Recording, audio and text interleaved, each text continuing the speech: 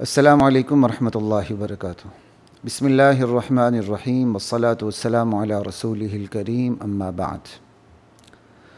خواتین و حضرات، درس صحیح بخاری کے ساتھ خلیق الرحمن آپ کی خدمت میں حاضر ہے۔ ہماری بات چل رہی ہے صحیح بخاری کی پہلی حدیث انما الاعمال بالنیات پہ۔ اس حدیث کے متن پر ہماری گفتگو مکمل ہو چکی ہے۔ مزید جتنی وضاحت کی ضرورت ہوتی ہے میں وہ آپ کے سامنے رکھ رہا ہوں۔ آج خلاصے کے طور پر میں چند باتیں عرض کر دیتا ہوں، کچھ درد دل آپ کے سامنے رکھ دیتا ہوں۔ اللہ کی ذات مجھے، آپ کو، ہم سب کو دین و دین پر عمل کرنے کی، اسے آگے پہنچانے کی توفیق عطا فرمائے۔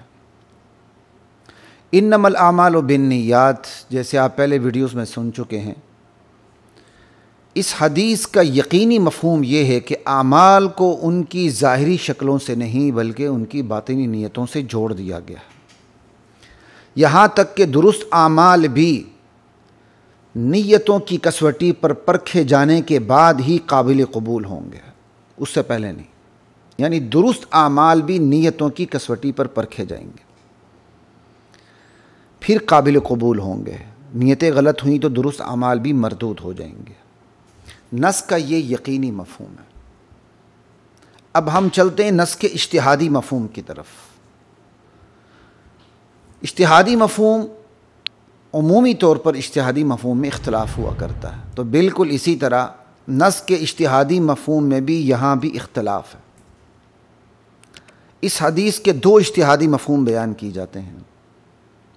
ایک اجتہادی مفہوم یہ ہے کہ انما الاعمال بالنیات، یعنی انما صحت الاعمال بالنیات۔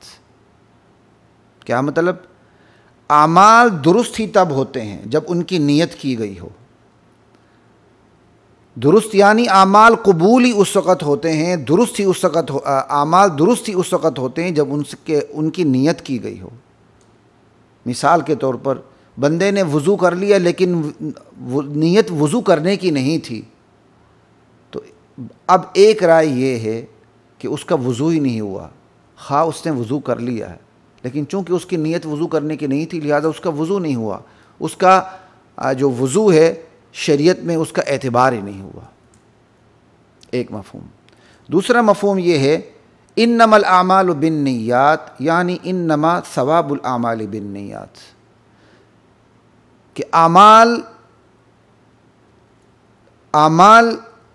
کا اجر و ثواب تبھی ملتا ہے جب نیت کی گئی ہو، اور اگر کسی عمل کو سر انجام دیتے ہو اس عمل کی نیت نہ کی گئی ہو تو پھر اعمال کا ثواب نہیں ملتا۔ جیسے وضو ہے، بغیر نیت کے کسی نے وضو کر لیا، وضو تو درست ٹھہرے گا لیکن اس وضو پر اسے ثواب نہیں ملے گا۔ یہ جو اجتہادی مفہوم ہے یہ احناف بیان کرتے ہیں، جو پہلا مفہوم ہے وہ شوافی بیان کرتے ہیں۔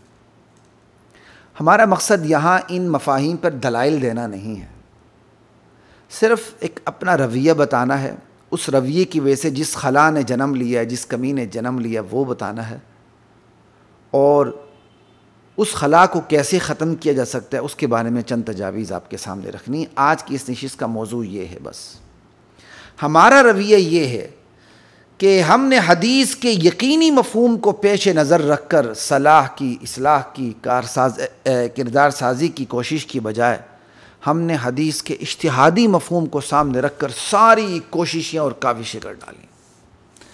ہم نے حدیث کے غیر یقینی اجتہادی مفہوم کو سامنے رکھ کر دلائل کے انبار لگا دیے۔ نتیجہ یہ نکلا کہ اصلاح پر، کردار سازی پر غفلت کی گرد پڑ گئی، علماء اور عوام کے درمیان خلیج حائل ہو گئی، علماء اور عوام کے درمیان خلا نے جنم لیا، کردار سازی جو نہ ہوئی تو پھر خلا نے جنم تو لینا تھا۔ یعنی ایک حدیث کا یقینی مفہوم، اجتہادی مفہوم، ہمارا رویہ، ٹھیک ہے۔ ہم نے اجتہادی مفہوم کو فوکس کر لیا، عوام اور علماء کے درمیان خلا پیدا ہوا۔ اب سوال یہ ہے اس خلا کو کس نے پر کیا، اس کمی کو کون دور کرنے آیا؟ کردار سازی کی کمی تھی، عوام اور علماء کے درمیان دوریاں آ گئی تھیں، اس خلا کو پر کرنے کی کوشش کس نے کی؟ اس کمی کو دور کرنے کی کوشش کس نے کی؟ جواب سن لیجئے، اس خلا کو پر کرنے کے لیے، اس کمی کو دور کرنے کی غرض سے منکرین حدیث نے اور متجددین ملت نے اپنا سر اٹھایا، طاقتوں نے انہیں باقاعدہ طاقتیں انہیں سامنے لائیں، انہوں نے سر اٹھا لیا، اور دین کے عنوان ہی سے ہی ایک اچھی خاصی تعداد کو انہوں نے قابو کر لیا، اور اس اچھی خاصی تعداد کے ضمیر اور خمیر سے احساس جرم کو ہی فنا کر دیا۔ سوال یہ ہے خواتین و حضرات، ان کا جرم منکرین حدیث کا، متجددین کا اپنی جگہ، لیکن سینے پہ ہاتھ رکھ کے بتائیے کیا ہم اس کے ذمہ دار نہیں ہیں؟ کیا ہم اس کے ذمہ دار نہیں ہیں جنہوں نے حدیث کی یقینی مفہوم کو پس پش ڈالتے ہوئے اجتہادی مفہوم پر اپنی ساری قوتیں اور صلاحیتیں صرف کر ڈالیں؟ کیا ہم اس کے ذمہ دار نہیں ہیں؟ ہم ذمہ دار ہیں، ہم ذمہ دار ہیں اس کے۔ اب ضرورت کس چیز کی ہے؟ ضرورت اس امر کی ہے کہ عدل و اعتدال کا کھویا ہوا راستہ تلاش کیا جائے، گمشدہ دولت واپس حاصل کرنے کی کوشش کی جائے، واپسی کا سفر شروع کرتے ہوئے حدیث کے یقینی مفہوم کو پیش نظر رکھتے ہوئے، حدیث کے جو اجتہادی مفہوم ہے اس کو اس کی سطح پر رکھتے ہوئے، اور حدیث کے یقینی مفہوم کو پیش نظر رکھتے ہوئے دعوت کا عمل زندہ کیا جائے، کردار سازی کا عمل زندہ کیا جائے۔ ایک تو اس بات کی ضرورت ہے کہ اجتہادی مفہوم پر اپنی تمام تر صلاحیتیں خرچ کرنے کی بجائے یقینی مفہوم کی طرف آئیں اور حدیث کی یقینی مفہوم کے ذریعے کردار سازی کریں۔ ایک تو اس بات کی ضرورت، اور دوسری اس بات کی ضرورت ہے کہ فقہی تعصبات سے باہر نکلا جائے۔ فقہی تعصبات سے باہر نکلنے کے لیے کم از کم ائمہ اربعہ کے جو مستدلات ہیں، ائمہ اربعہ کی جو آراء ہیں دلائل کے ساتھ، ان کو داخل نصاب کیا جائے۔ احناف جو ہیں وہ شوافع کو بھی پڑھائیں، حنابلہ کو بھی پڑھائیں، امام مالک کی فقہ بھی پڑھائیں، اور دیگر جو فقہاء ہیں وہ احناف کی فقہ پڑھائیں۔ میں یہ نہیں کہتا حنفی شافی بن جائے اور شافی حنفی بن جائے، میں یہ نہیں کہتا، میں کہتا ہوں دلائل جو ہیں، جو فقہی مستدلات کا ذخیرہ ہے براہ راست وہ سامنے رکھا جائے۔ اللہ اکبر۔ جب ان کو داخل نصاب کیا جائے گا، طلبہ مطالعہ کریں گے، حنفی حنفی ہی رہے گا، کوئی فرق نہیں پڑتا، شافی شافی ہی رہے گا، لیکن ان کے اندر سے تعصب ختم ہو جائے گا، تعصب ختم ہو جائے گا۔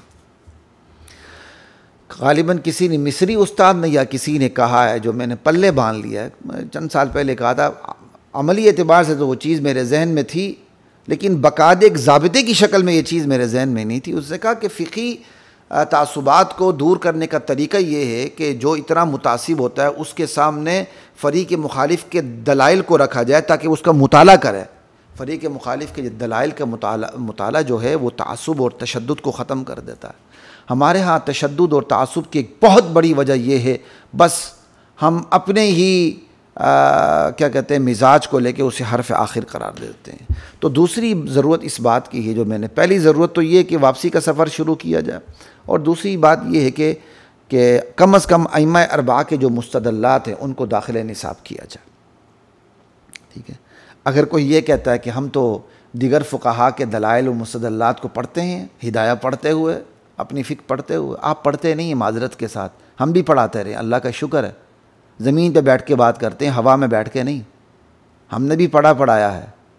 ہم دیگر فقہاء کو پڑھاتے ہیں صرف ان کو رگڑا دینے کے لیے، صرف رگڑا دینے کے لیے۔ اللہ اکبر۔ ایک چھوٹی سی مثال دیتا ہوں، اصول الشاشی جب میں پڑھ رہا تھا، ثلاثۃ قروء پہ جب بات آئی کہ قرأ سے مراد حیض ہے کہ طہر ہے، تو ہم نے اسے سمجھا جیسے ہمیں اصول الشاشی میں پڑھایا گیا کہ قرأ مشترک بین الطہر والحیض ہے، اور حیض کے بارے میں اتنے یقینی دلائل دیکھ کے مجھے حیرانی ہوتی تھی، امام شافعی اتنی کمزور بات کی طرف کس طرح گئے ہیں۔ اور لیکن جب حقیقت حال پر اطلاع ملی، اللہ اکبر، شاید کسی ان کے کتاب کو مطالعہ کیا یا جو بھی ہے، ابھی مجھے یاد نہیں، بہت عرصے کی بات ہے، امام شافعی تو قرأ کو مشترک بین الطہر والحیض مانتے ہی نہیں ہیں۔ ہم صرف یہی پڑھاتے ہیں کہ وہ بھی چونکہ مشترک کیا کہتے ہیں، ہم یہ سمجھتے ہیں کہ شوافی بھی قرأ کو مشترک بین الحیض والطہر سمجھتے ہیں تو وہ طہر کو ترجیح دیتے ہیں. وہ مشترک سمجھتے ہی نہیں ہے طہر اور حیض کے درمیان. یہ صرف میں نے آپ کو مثال دی ہے مستدلات کو پڑھنے اور سمجھنے کا طریقہ. کسی کی اصل دلیل کو سامنے رکھ کر اس کا مقابلہ کیا جائے تو مزہ آتا ہے. کمزور دلیل کو لے کے ناولی رگڑے پہ رگڑا رگڑے پہ رگڑا، اس سے تعصبات نہیں نکلتے ہیں. لا الہ الا اللہ. تو اس لیے یہ اس غلط فہمی کے شکار کبھی نہ ہو کہ ہم دیگر فقہا کی آراء کو پڑھتے ہیں. نہیں، وہ آپ رگڑا دینے کے لیے پڑھتے ہیں. آپ غیر جانبداری سے مطالعہ کرنے کے لیے نہیں پڑھتے ہیں. آپ غیر جانبداری سے مطالعہ کے لیے پڑھیں تو پھر جو اصل مستدلات جو ان کی اصل کتب ہیں ان کو مطالعے میں لائیں. وہ تو ہم سے ہوتا نہیں، اس لیے تعصب ہمارے اندر سے نکلتا نہیں. اور ایک اور بات بھی کی جاتی ہے، جی ہمیں تو اپنے اکابرین پر بڑا اعتماد ہے، بس لہٰذا ہم نے مکھی پہ مکھی مارنی ہے. انہوں نے جو کہہ دیا حرف آخر ہے. بھائی کون سا کم بخت ہے جس کو اپنے اکابرین پر اعتماد نہیں؟ پہلے یہ تو بتائیں. اور اس سوال کا بھی جواب دیں، صاحبین سے زیادہ آپ کو امام ابو حنیفہ پر اعتماد ہے؟ صاحبین سے امام محمد اور امام ابو یوسف سے زیادہ آپ کو امام ابو حنیفہ پر اعتماد ہے؟ صاحبین کے اعتماد نے اپنے استاد وہ بھی امام اعظم سے اختلاف کو تو نہیں روکا، نہیں ٹوکا. آپ کس کھیت کی مولی اور کس مدرسے کے مولوی ہیں جس نے اعتماد کی یہ انوکھی تفسیر کر دی ہے کہ بحث و تفتیش کا دروازہ ہی اعتماد کے عنوان سے ہمیشہ کے لیے بند کر دیا جائے؟ نہیں جی، ہمیں بس اعتماد ہے. اللہ اکبر کبیرہ. ہاں اتنی بات ضرور ہے کہ اوپر جو طے شدہ مسائل ہیں، اجماعی مسائل ہیں، اور اوپر جو مسائل طے شدہ ہو چکے ہیں ان کو تحقیق کے نام پہ چھیڑا نہ جائے. ہاں جہاں اختلاف کی گنجائش موجود ہے وہاں اختلاف سے روکا بھی نہ جائے، ٹوکا بھی نہ جائے. یہ ہے اعتدال کی راہ. 2 باتیں ہو گئیں. تیسری بات، براہ راست نصوص اور مصادر اصلیت سے تحقیق کی عادت پیدا کی جائے. ہمارے طلبہ میں یہ عادت نہیں ہوتی. میں نے بڑے بڑوں کی کتابیں دیکھی ہیں، مشکات کے حوالے دیتے ہیں. بھائی مشکات حوالے کی کتاب نہیں ہے. مشکات نے خود حوالے دیے ہیں کتابوں کے، تو مشکات مصدر اصلیت تو نہیں ہے. مشکات کے اندر جن کتب کا حوالہ ہے وہ مصادر اصلیہ بنتے ہیں عمومی طور پر. مشکات میں اگر بخاری کا حوالہ ہے، کیا کہتے ہیں، مسلم کا حوالہ ہے، دیگر کتابوں کے حوالے، اصل حوالے وہ ہیں. میں نے اچھے لوگوں کو کتابوں کو دیکھا ہے، یہ ہوتی تحقیق سے دوری کے نتائج. حوالہ کس کا دے رہے ہیں؟ مشکات شریف ماشاءاللہ. اور اب اس سے بھی نیچے آئیے گا، حوالہ دے رہے ہوتے ہیں، حوالہ یہ، وہ اس سے بھی نیچے حوالہ کہتے ہیں بحوالہ مشکات. خدا کا خوف کرے بھائی، کچھ تحقیق کے اصول بھی پڑھا لیے جائیں. تو خیر یہاں ایک اور بات بھی آ گئی جو میں نے یہاں ابھی آپ سے بات کرتے ہوئے میں نے لکھی نہیں تھی، لیکن ابھی انشاءاللہ لکھ لوں گا.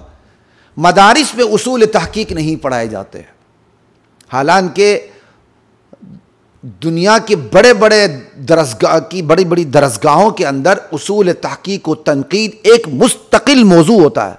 مقالہ لکھنے ہی نہیں دیا جاتا جب تک اصول تحقیق و تنقید سے گزارا نہ جائے طالب علم کو. اور میں اس بات کا معترف ہوں کہ مجھے اصول تحقیق و تنقید کا پتہ دنیاوی جامعات پہ جا کے لگا. میں مدارس کا انکار نہیں کرتا ہوں، الحمدللہ چٹائیوں کے صف میں پڑھنے والا بندہ ہوں اور اسی پہ فخر کرتا ہوں، لیکن جو کمزوری اس کا میں برملا اعتراف کرتا ہوں. لا الہ الا اللہ. اصول تحقیق و تنقید پڑھایا جائے، اس سے بھی تعصب نکلے گا. لا الہ الا اللہ. اور اصول تحقیق و تنقید کے اندر آپ کو مصادر ثانویہ سے حوالے دینے کی اجازت نہیں دی جاتی، الا یہ کہ مجبوری ہو، مصدر اصلی نہ ملتا ہو، تب مصادر ثانویہ سے آپ کو حوالے کی اجازت ہوتی، وگرنہ نہیں ہوتی. اور یہاں تو کیا چھوٹی سی کتاب کا حوالہ دے کے کیا، بحوالہ فلاں بحوالہ فلاں بحوالہ فلاں، اور بڑے میں کیا بتاؤں کبار علماء نے کتابیں لکھی ہوتی ہیں. تو آپ سے بات ہو رہی تھی تیسرے نمبر پر براہ راست نصوص اور مصادر اصلیہ سے تحقیق کی عادت پیدا کی جائے، کیونکہ جب مصادر اصلیہ میں خالص بات ہوتی ہے، وہی بات جب مصادر ثانویہ کی طرف آتی ہے تو کئی دفعہ اس کے اندر تبدیلی آ جاتی ہے۔ اس تبدیلی کو روکنے کا اور خالص تحقیق کرنے کا طریقہ یہ ہوتا ہے کہ جب بھی تحقیق کی جائے براہ راست مصادر اصلیہ سے کی جائے، نصوص سے کی جائے اور نصوص سے تعلق کو پیدا کیا جائے۔ یہ 3 باتیں ہو گئیں۔ چوتھی بات جو ویسے میں نے کر دی تھی دوبارہ کر دیتا ہوں، چوتھی بات یہ ہے اصول تحقیق کو تنقید پڑھائے جائیں، اس کے بغیر تعصب کا خاتمہ کبھی بھی نہیں ہو سکتا۔ الحمدللہ جو چھوٹا موٹا تعصب یا تھا یا جو بھی تھا اللہ مجھے معاف فرمائے، اصول تحقیق و تنقید پڑھنے کے بعد میرا شرح صدر اور زیادہ ہو گیا الحمدللہ۔ اور 5ویں بات، اصول پر عمل کو چھوڑا نہ جائے اور فروع کی نسبت چھیڑ چھاڑ نہ کی جائے۔ اصول پر سمجھوتا نہیں ہے، فروع پر چھیڑ چھاڑ نہیں ہے، بس یہ اعتدال کا راستہ ہے۔ اپنی ترجیح بیان کریں اجتہادی امور میں، آگے نکل جائیں، اور اس پر چھیڑ چھاڑ کر کے رطب و یابس جمع کر کے خشک تر جمع کر کے صبح سے لے کر شام تک استنجا بالحجر کو رگڑے دیتے ہوئے چلنا، یہ کوئی انصاف کی بات نہیں ہے۔ صبح سے شام تک انما صحت الاعمال بالنیات اور انما ثواب الاعمال بالنیات پہ دے رگڑے پہ رگڑا، دے رگڑے پہ رگڑا، یہ کوئی انصاف کی بات نہیں ہے، یہ کوئی اعتدال کی بات نہیں ہے۔ لا الہ الا اللہ۔ اصول پر عمل کو جب نہ چھوڑا نہ جائے، فروع کی نسبت چھیڑ چھاڑ نہ کی جائے، اپنی ترجیح بیان کی جائے، اپنے دلائل تھوڑے سے بیان کیے جائیں۔ جو موٹے موٹے دلائل ہمیشہ کم ہی ہوتے ہیں، چھوٹے چھوٹے دلائل تو وہ پہاڑ انبار اور پہاڑ ہوتے ہیں، سارا سال بھی ختم ہو جائے وہ چھوٹے دلائل ختم نہیں ہوتے۔ موٹے موٹے دلائل دیے جائیں، آگے بڑھا جائے، ٹھیک ہے۔ اپنے مسلک کو چھوڑو نہ، کسی کے مسلک کو چھیڑو نہ، یہ فروعات کے بارے میں، یہ زیادہ سے زیادہ یہ جملہ فروعات کے بارے میں۔ اصول پر تو یہ پھبتا بھی نہیں، جچتا بھی نہیں۔ آپ توحید بیان کریں گے، شرک نہیں چھڑے گا، چھڑے گا آپ توحید بیان کریں گے، آپ کہیں گے نہیں چھڑتا، تو پھر یہ بھی سن لیجیے آپ نے توحید ہی بیان نہیں کی۔ توحید تو شروع ہی لا الہ سے ہوتی ہے، الا اللہ کا نمبر تو بعد میں آتا ہے۔ توحید میں تو انکار پہلے، اقرار بعد میں۔ تو اپنے مسلک کو چھوڑو نہ، کسی کے مسلک کو چھیڑو نہ، علی الاطلاق لے کے ہم اس کو اپنی سر کی پگڑی بنا لیتے ہیں، وہ پگڑی کہاں بندی، وہ کفن بن جاتا ہے۔ ایسا نہ کریں، اصول کو چھوڑنا نہیں، سمجھوتا نہیں۔ یہ جو ہے اپنے مسلک کو چھوڑو نہ، کسی کے مسلک کو چھیڑو نہ، یہ فروعات کے بارے میں رکھیں، بس چھوٹے غیر بنیادی مسائل کے بارے میں۔ وگرنہ اصول کے بارے میں، اصول پر جب تک شیطان کی نفی نہ کی جائے، طاغوت اور طواغیت کی نفی نہ کی جائے، غیر اللہ کی نفی نہ کی جائے، توحید بیان ہی نہیں ہوتی۔ بدعت کی نفی نہ کی جائے، سنت کی قیمت سامنے نہیں آتی۔